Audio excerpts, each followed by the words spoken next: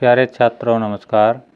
स्वागत है आप सभी का हमारे YouTube चैनल PS क्लासेस पर, जिस पर हम आज के वीडियो में कक्षा 10वीं गणित NCERT के अध्याय 1 जिसका नाम है वास्तविक संख्याएं के उदाहरणों के बारे में जानेंगे, अर्थात उदाहरणों को हल करेंगे। तो आइए बेटा समझते हैं क्या कहता है अपना पहला उदाहरण।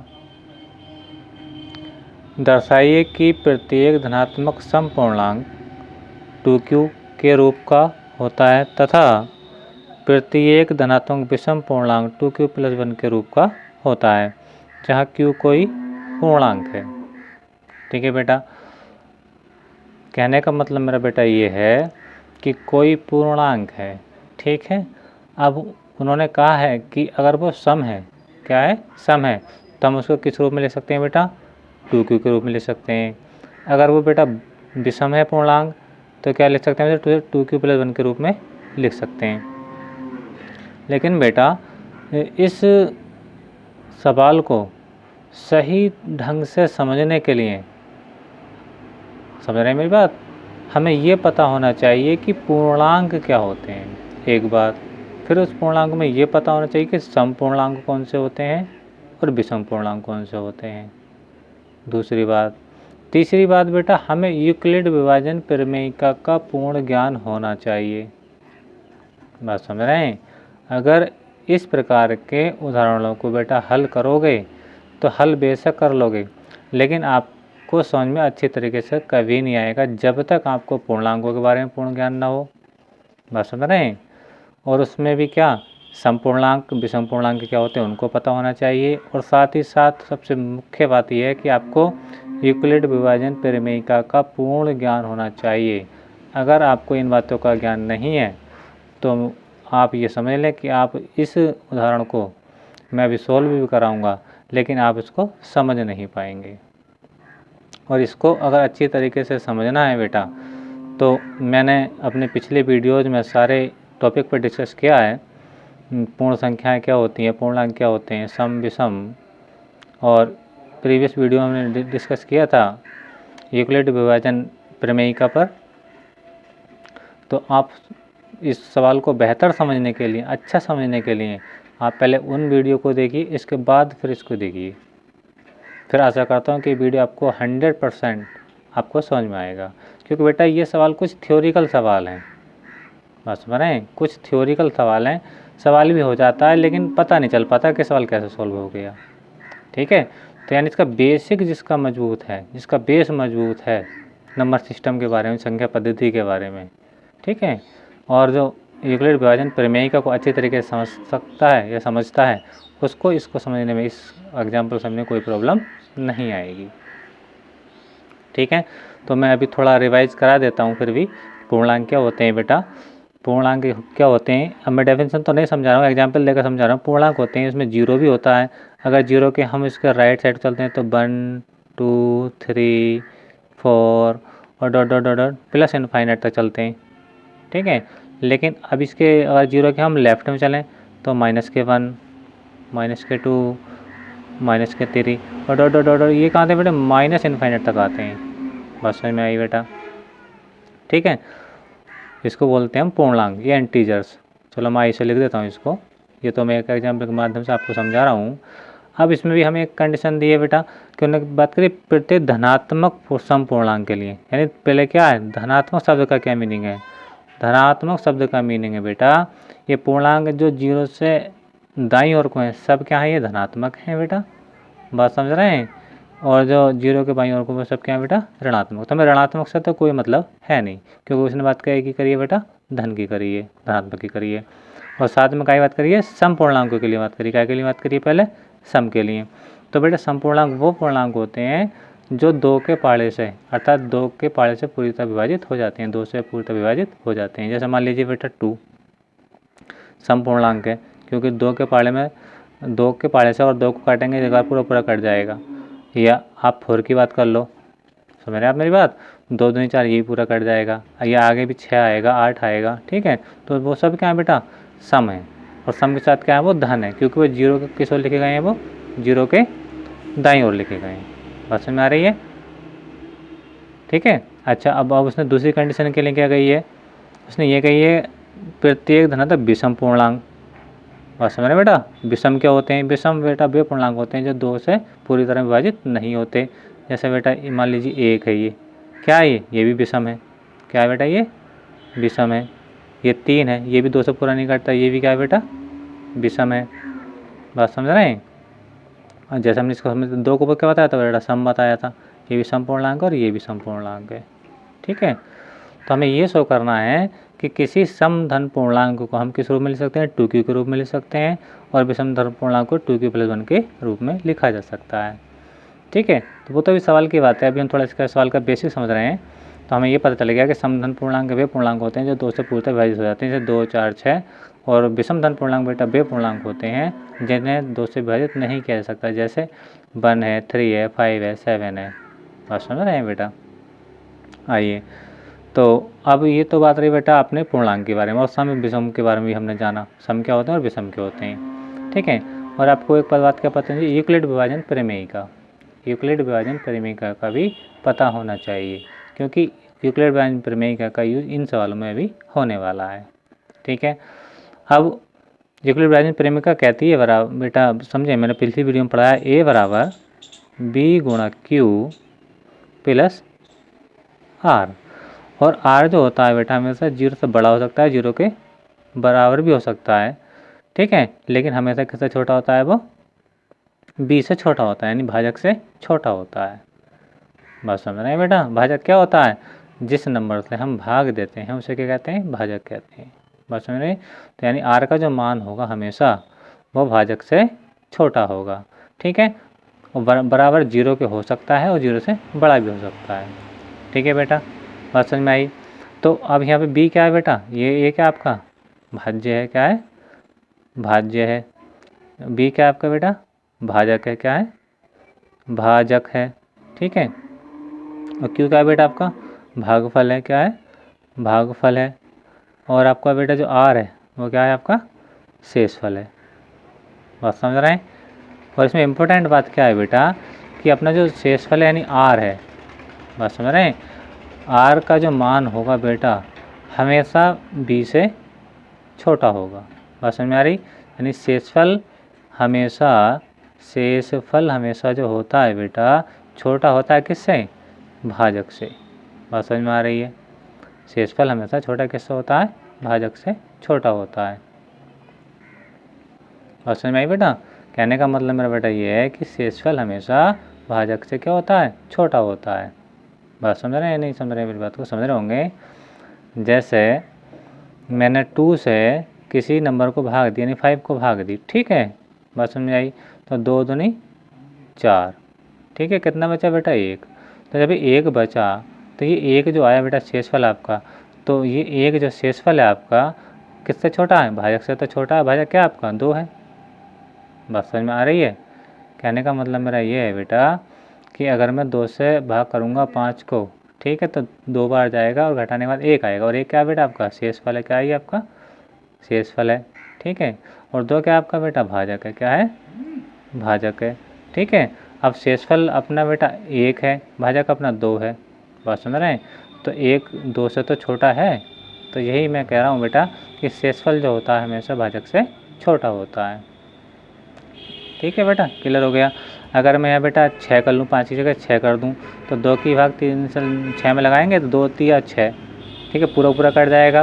पूरा कटने के बाद अपना शेषफल क्या आएगा बेटा? 0 आ जाएगा। तो 0 भी तो बेटा किससे छोटा रहेगा? 2 से छोटा रहेगा नहीं रहेगा?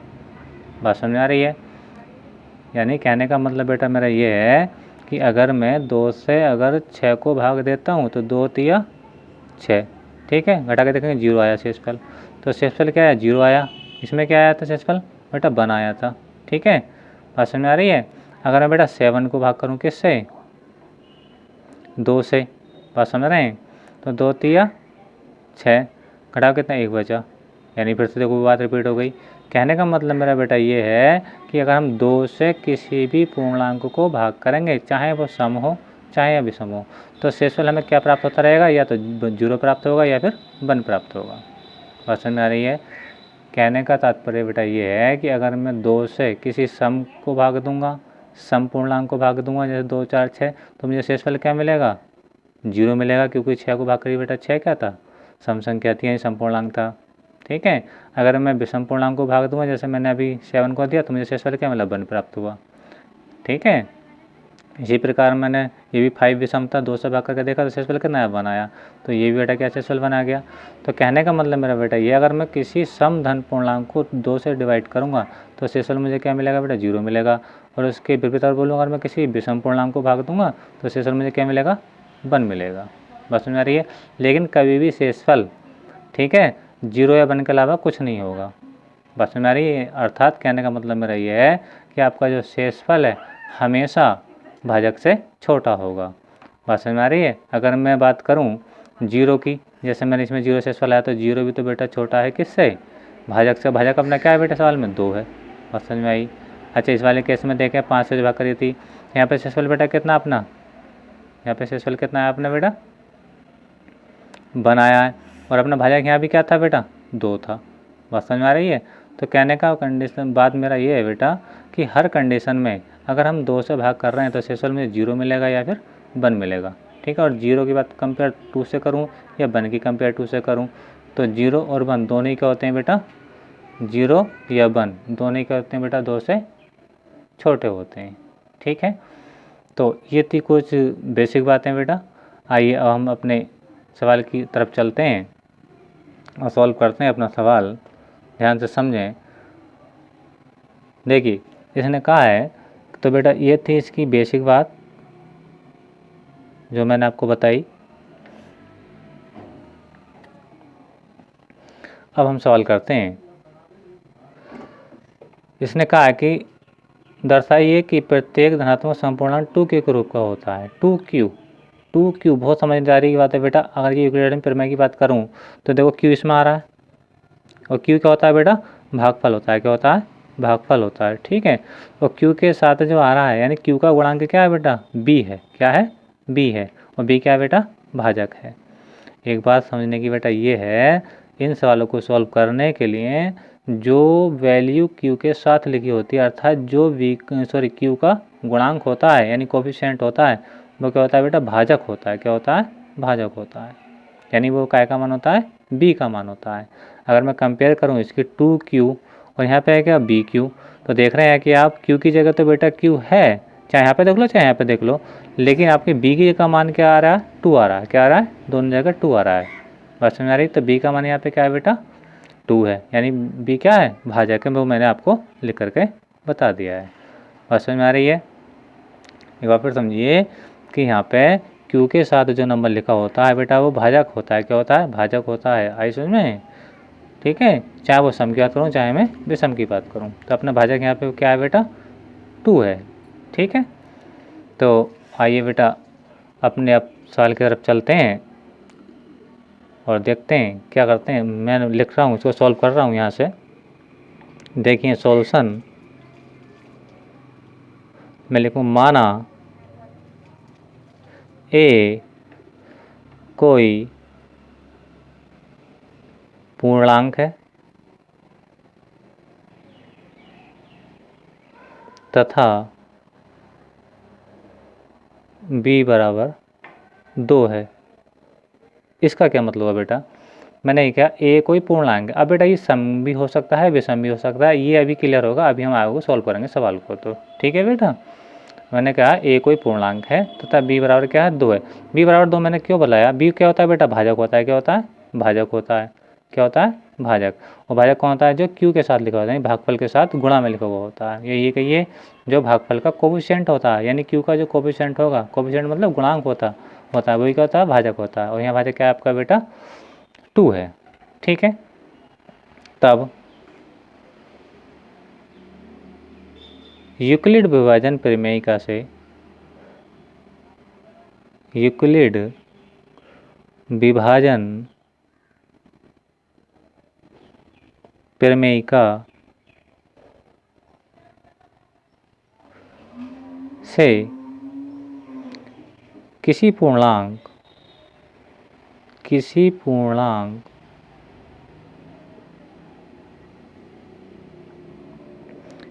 Q is greater than equal 0।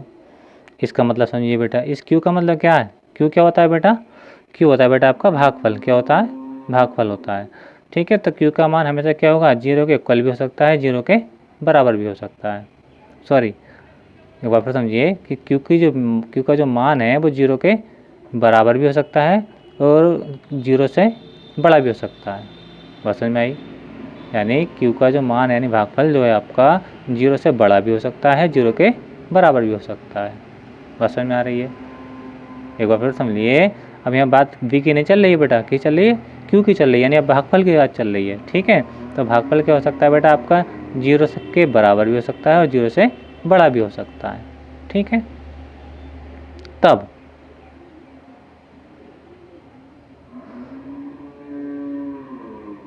देखिए यूक्लिड विभाजन प्रमेयिका से, यूक्लिड या तब मैं इसको आगे से यहाँ पे समझा देता हूँ। तब R बराबर, R का मतलब क्या है बेटा? शेषफल। R का मतलब क्या है बेटा? शेषफल। तो शेषफल बेटा आपका क्या हो सकता है? 0 हो सकता है और आपका क्या हो सकता है? 1 हो सकता है। इस बात को समझें कि अगर मैं 2 से किसी भी पूर्णांक को भाग दूंगा तो मुझे शेषफल क्या मिलेगा? तो 0 मिलेगा बेटा या फिर 1 मिलेगा। समझे कैसे? जैसे मैंने अभी 2 से 6 को भाग करा तो शेषफल क्या है बेटा? 0 आया। 2 से मैंने 5 को भाग करा तो शेषफल कितना है बेटा? 1 आया। 2 से मैंने 7 को भाग करा तो शेषफल क्या है बेटा? 1 आया। किसी भी कंडीशन में बेटा शेषफल मेरा 2 से अगर मैं भाग कर रहा हूँ, चाहे वो समपूर्णांक को कर रहा हूँ चाहे विषम पूर्णांक को कर रहा हूँ, तो शेषफल 0 या 1 ही आएगा। ठीक है बेटा, बात समझ में आ रही है?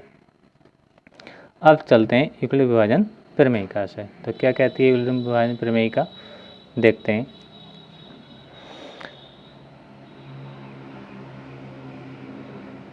यूक्लिड विभाजन प्रमेयिका, ये बेटा मैंने पिछले वीडियो में बताया है क्या होती है यूक्लिड विभाजन प्रमेयिका। देखिए क्या होता है, ये होता है A बराबर B गुणा Q प्लस R, और R की जो वैल्यू होती है मतलब 0 के बराबर हो सकती है, 0 से बड़ी हो सकती है, लेकिन वो कैसे छोटी होगी? भाजक से अपने छोटी होगी। ठीक है, तो अब इस फार्मूले में बेटा अब B का मान मुझे क्या पता है? B का मान है बेटा 2 है। कितना है? 2 है। ठीक है, और R की कंडीशन से दी है। R का मान एक बार हम 0 रख के सोल्व करेंगे, एक बार 1 रख के सोल्व करेंगे। ठीक है, तो देखिए अब हम लेते हैं B बराबर 2, ठीक है, तथा R बराबर 0। पहले केस में हम क्या कर रहे हैं बेटा? हम कर रहे हैं कि हम इस यूक्लिड विभाजन प्रमेयिका में, समझना मेरी बात को बेटा, इस यूक्लिड विभाजन प्रमेयिका में मैं B का मान कितना ले रहा हूँ बेटा? 2 ले रहा हूँ। ठीक है, और R का मान कितना ले रहा हूँ? 0 ले रहा हूँ। ठीक है, तो क्या होता है देखिए ज़रा ध्यान से, ये हो जाएगा A बराबर B की जगह मैं 2 लूँगा और ये Q आ जाएगा आपका, तो 2Q हो जाएगा प्लस R का मान बेटा मैं क्या ले रहा हूँ? 0 ले रहा हूँ। बात समझ में आई? अभी मैं यहाँ पे इस चीज़ को देख लो, तो B को मैं कितना ले रखा हूँ बेटा? 2 ले रखा हूँ, और R को कितना ले रखा हूँ बेटा? 0 ले रखा हूँ। बात समझ में आई? इस बात को समझें कि अपना जो B है वो कितना? 2 है, और जो अपना R है बेटा वो क्या है? 0 है, यानी भाजक है, और ये शेषफल है। तो शेषफल हमेशा देखो अभी भी 2 से छोटा ही है। ठीक है, अब मैं इसको फाइनल देखूँ इसको, तो A और R क्या आ जाएगा?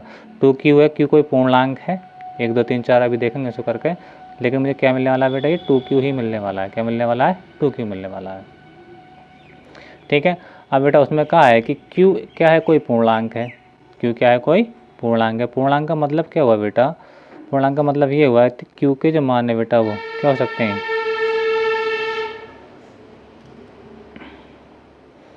1 2 3 4। 0 नहीं लिख रहा हूँ, 0 भी वैसे पूर्णांक है, 0 रखूँगा तो ये 0 बन जाएगा, लेकिन मुझे सम और विषम के लिए बात करनी है, इसलिए मैं 1 से स्टार्ट कर रहा हूँ। ठीक है बेटा, अगर मैं यहाँ पे Q की जगह 1 रखता हूँ, बात समझ रहे हैं? यानी सारे मैंने क्या लिए बेटा कि सब धन पूर्णांक लिए, 1 2 3। बात समझ में आ रही है?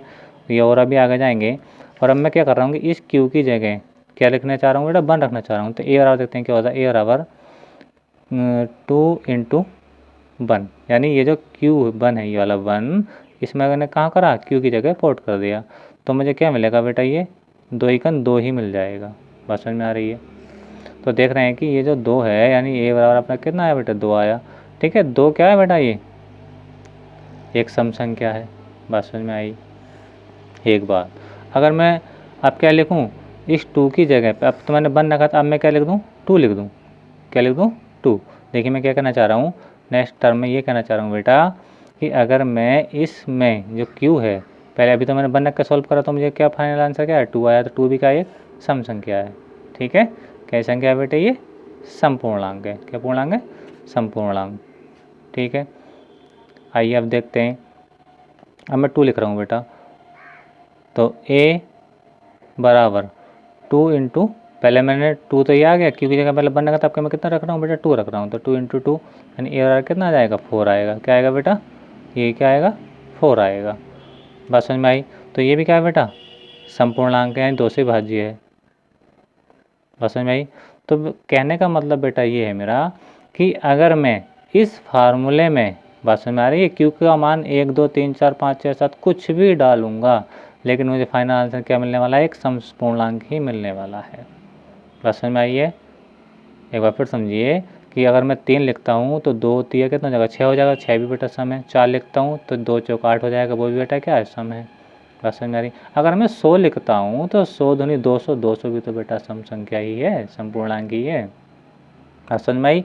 तो इसी को उसने कहा था, हालांकि ये मैंने आपको करके दिखाया कि कैसे वेरीफाई करते हैं इस चीज़ को सम के लिए और विषम के लिए, कि मैं इस फार्मूले में जब आर अपना क्या था बेटा 0 था, क्या था आपका आर 0 था, जैसे भी देखो 2 से हमने भाग करी थी किसको 6 को, तो शेषफल क्या आया था बेटा आर का मान कितना आया था 0 आया था। ठीक है, जब हमने 0 लिया था आर को या लिया है तो हमें बार बार, और हम पूर्णांक यूज कर रहे हैं 1 2 3 4 5, तो फाइनल आंसर क्या मिला 2 मिलेगा 4 मिलेगा। ठीक है, या और भी हम मान रखेंगे कुछ भी तो हमें एक समपूर्णांक ही मिलेगा। ठीक है बेटा, तो इसलिए कहा गया है एग्जाम में कि दर्शाइए कि प्रत्येक धनात्मक समपूर्णांक 2q के रूप का होता है। तो हमने देख भी लिया बेटा, हम किसी पूर्णांक को हम किस रूप में लिख सकते हैं 2q के रूप में लिख सकते हैं। या q क्या है बेटा कोई पूर्णांक है, यानी q का मान 1 2 3 डालेंगे तो हमें कोई ना कोई सम संख्या ही या समपूर्णांक ही प्राप्त होगा। ठीक है बेटा, अब बात करते हैं, हमने r बराबर 0 की तो बात कर ली बेटा, अब हम बात करेंगे r बराबर 1 की बात समझ में आ रही है। क्यों अब 1 की बात हम क्यों कर रहे हैं, क्योंकि अगर हम 2 से किसी नंबर को भाग देंगे तो शेषफल में एक तो 0 मिलेगा या फिर 1 मिलेगा। तो 0 के लिए तो हम बेटा देख चुके हैं क्या होता है, हमें एक समपूर्णांक प्राप्त हो रहा है। अब हम 1 के लिए देखते हैं क्या हो रहा है। ठीक है बेटा, तो हम लिखेंगे जब r बराबर क्या है बेटा आपका 1 है। बस समझ में आई। आर बराबर क्या है 1 और बी का मान बेटा वो 2 ही रहेगा, इसमें अब कोई चेंजिंग नहीं होगी। ठीक है, बस समझ में आ रही है। चलिए, कहने का मतलब मेरा ये है कि बी के मान में कोई चेंजिंग नहीं आई क्योंकि हमने 2 से भाग करी थी 6 को। ठीक है, तब भी हमें 2 ही यूज करा था भाजक, और हमने 2 से भाग करी है 5 को या 5 को तो भी हमने 2 ही यूज करा है, यानी बी के मान में कोई चेंजिंग नहीं आएगी। ठीक है, तो अब देखिए क्या कर रहे हैं हम इस फार्मूले में, जहाँ आपके बी है तो वहाँ तो 2 ही आएगा, लेकिन जहाँ आर है वहाँ पे बेटा क्या आने वाला अब 1 आने वाला है। तो देखिए ए बराबर हो जाएगा बेटा आपका बी की जगह आएगा बेटा 2, और ये क्यू बेटा आपका ऐसे ही आ जाएगा क्यू प्लस आर की जगह बेटा हम क्या ले रहे हैं क्यू आर 1 लिख रहे हैं, तो 1 लिख लीजिए बेटा। ठीक है, और कंडीशन अब देखते हैं, आर को हमने क्या लिया बेटा 1 लिया है, और ये लेस देन, और ये हो गया आपका बी का मतलब क्या हो गया बेटा 2 हो गया। ठीक है, बी की जगह हम 2 यूज कर रहे हैं। इसका मतलब क्या है शेषफल क्या है बेटा आपका, शेषफल यहाँ पे 1 है और भाजक आपका 2 है। तो मैं बताता हूँ कि शेषफल हमेशा भाजक से छोटा ही होता है, अभी भी है। ठीक है, और ये बाकी मैंने ये वाला केस नहीं लिखा है, जो इम्पोर्टेंट है मैंने वो केस लिखा है। ठीक है, कभी सोचे आपकी ये चीज़ सर ने क्यों नहीं लिखी, मैं ये बता रहा हूँ आपको, मुझे इसी से और इससे मतलब है फिलहाल। ठीक है, जब स्टेटमेंट यूक्लिड प्रमेयिका का लिखते हैं बेटा तो हमें आपको सबको पूरा स्टेटमेंट लिखना पड़ेगा। ठीक है, फिर जब न्यूमेरिकल को सवाल को हल करेंगे तो हमें किस चीज़ की आवश्यकता, हम केवल उस चीज़ को यूज करेंगे। ठीक है, तो अब क्या करते हैं देखिए बेटा, अब हम कर रहे हैं कि हम इस q की जगह q क्या है पूर्णांक है, q क्या है पूर्णांक है, यानी q के जो मान हो सकते हैं फिर तो वही वाली बात क्या 1 2 3 1 2 3 या 4 और डॉट डॉट डॉट इनफाइनाइट। बात समझ में आ रही है मेरी बात? तो बेटा अगर मैं यहाँ क्यू की जगह 1 लिखूँ, क्या लिखूँ? 1 लिखूँ, ठीक है। तो क्या मिलेगा देखिए मेरा ए बराबर 2 × 1 + 1। बात समझ में आ रही बेटा? तो ये होगा बेटा ए बराबर आपका 2 × 2 और 1 कितना हो गया बेटा? 2 + 1, यानी ए बराबर कितना है आपका बेटा? 3 आया। अब जब ए का मान बेटा 3 आया, बात समझ में आ रही? जब ए का मान बेटा 3 है तो अब ये देखिए कि 3 सम है कि विषम है? सम है या विषम है? वेरी गुड, क्या है? विषम है, यानी ये 3 से 2 से विभाजित नहीं होगी। क्या है बेटा? ये विषम पूर्णांक है। क्या है? विषम पूर्णांक है। ठीक है, बस समझ में आ रही है मेरी बात बेटा? यानी अगर मैंने इस फार्मूले में जब आर का मान मैंने बेटा 1 लिया, ठीक है, तो मुझे कौन सा केस प्राप्त हुआ? ए बराबर 2q + 1। और 2q + 1 बेटा क्या था? देखिए 2q + 1 बेटा ये है, और 2q + 1 ही बेटा आपके सवाल में है, ये देखिए। और इसके लिए क्या उसने बोला था? विषम बोला था, यानी वही चीज़ हमें प्राप्त होने वाली है। ठीक है, आइए समझते हैं सवाल को अपने। तो जब हमने ये 2q + 1 किया और जब मैंने q का मान डाला 1, ठीक है बेटा, 1 लिखने के बाद तो फाइनल आंसर मुझे 3 मिला। तो 3 क्या बेटा? एक विषम पूर्णांक है।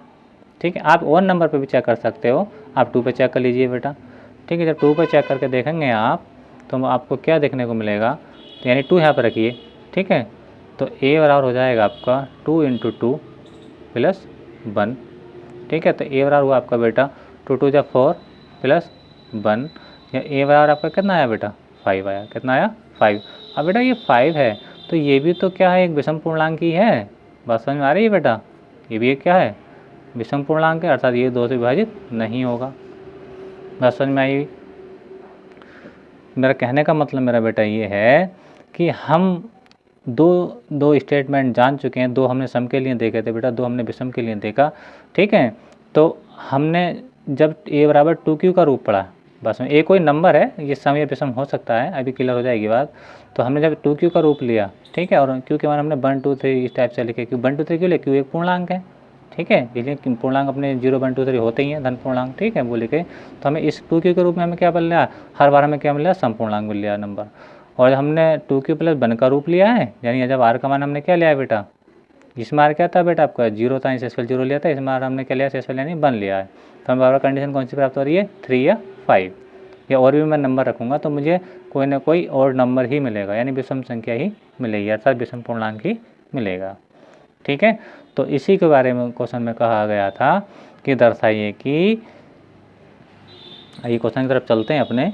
क्वेश्चन में कहा गया था बेटा हम लोगों से कि क्या कहा था कि दर्शाइए कि प्रत्येक धनात्मक समपूर्णांक किस रूप का होता है? 2q के रूप का होता है। किस रूप का होता है बेटा? 2q के रूप का होता है। और विषम पूर्णांक कितने का रूप का होता है? 2q + 1 के रूप का होता है। तो वही चीज़ अभी बेटा हमने इसमें सवाल में डिस्कस करी है। बात समझ में आ रही है? हमने क्या डिस्कस करा है कि हमने देखा था कि सम के लिए कंडीशन क्या थी बेटा? 2q थी। बात समझ में आ रही है? यानी क्यू का मान 1 2 3 रख रहे थे हमें, तो फाइनल आंसर क्या मिला था? ए की वैल्यू 2 मिली, 4 मिली, तो क्या बेटा? सम है। जबकि हमने कंडीशन कौन सी ली? आर का मान 0 के लिए, सॉरी 1 के लिए करा। 0 के लिए हमने देखा सम पूर्णांक आ रहा था, लेकिन जब हमने आर का मान 1 लिया तो हमें कंडीशन कौन सी है? 2q + 1 के रूप की आई। और जब हम q के मान 1 2 3 4 डाल रहे हैं तो हमें बार बार क्या मिलता चला रहा है बेटा? कोई ना कोई विषम पूर्णांक ही मिल रहा है। तो कहने का मतलब बेटा ये है, लास्ट ये है सवाल का कि प्रत्येक धनात्मक समपूर्णांक किस रूप का होता है बेटे? 2q का रूप का होता है। ठीक है, जबकि प्रत्येक धनात्मक विषम पूर्णांक 2q + 1 के रूप का होता है। किस रूप का होता है बेटे? 2q + 1 के रूप का होता है। यानी ये देखिए, ये इसका विषम वाला रूप है बेटा, और ये बेटा इसका सम वाला रूप है। बात समझ में आई बेटा? समझ रहे हैं आप बेटा बात को? अब इसको हम लिख के बेटा लिख के बता सकते हैं। ठीक है, ये मैंने आपको बहुत डिटेल में समझाया है बेटा, ताकि आपको ये टॉपिक अच्छे से क्लियर हो सके। तो फाइनल में हम लिख सकते हैं, अतः ठीक है, प्रत्येक धनात्मक समपूर्णांक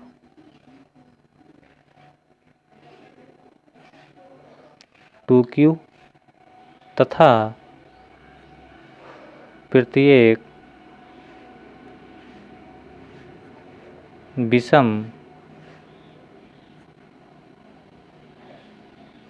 धन पूर्णांक या धनात्मक पूर्णांक 2q+1 के रूप का